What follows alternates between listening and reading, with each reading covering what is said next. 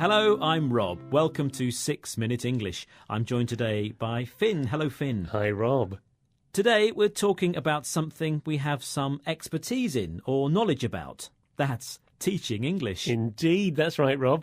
We work on the BBC's Learning English website, hopefully giving people around the world a helping hand in learning a language that isn't the one they normally use.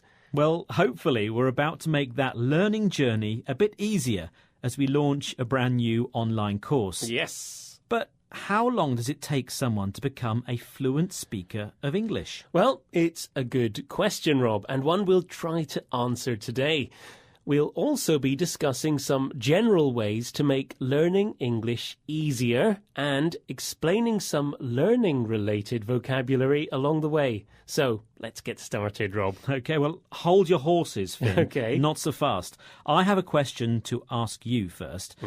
According to the last UK census taken in 2011, what percentage of the British population speaks a first language that's not English? Is it A, 1.7%, B, 7.7%, or C, 14.7%? That's an interesting one. My first guess is C, 14.7%.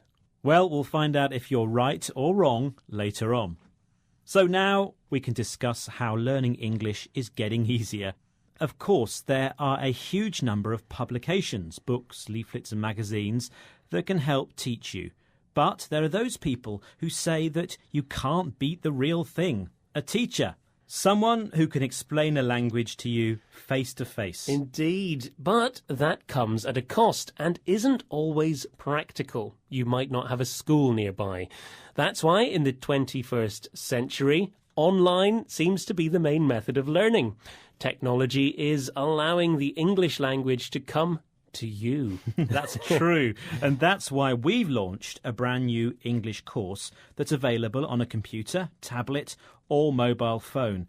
It's aimed at intermediate learners and charts a pathway through the various aspects of the language. And we hope that by committing around 15 minutes a day to using it, a learner will see a real improvement in their English knowledge and skill.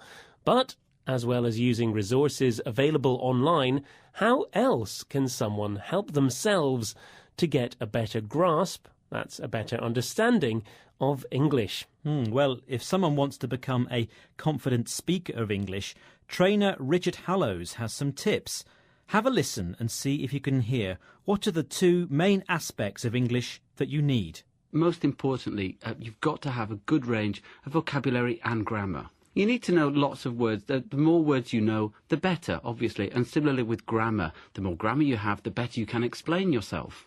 We also need to think about pronunciation. Learners of English often worry about speaking like a native speaker. It's not necessary to have a native accent. OK, so Richard says you need a good range or a wide variety of vocabulary and grammar. The more words you know, the more you can say. And the more grammar you know, the better you can say it. Or even write it. True. One other tip is don't try to sound like a native, so someone who speaks English as a first language. Well, all these are things that we aim to cover in our new course. Our new course might be a big help to you if you need English for your work, or if you're studying in English, or if you're planning to visit or even live in the UK. In fact, the British government expects immigrants to reach ESOL Entry 3 or B1 level before they can be granted citizenship.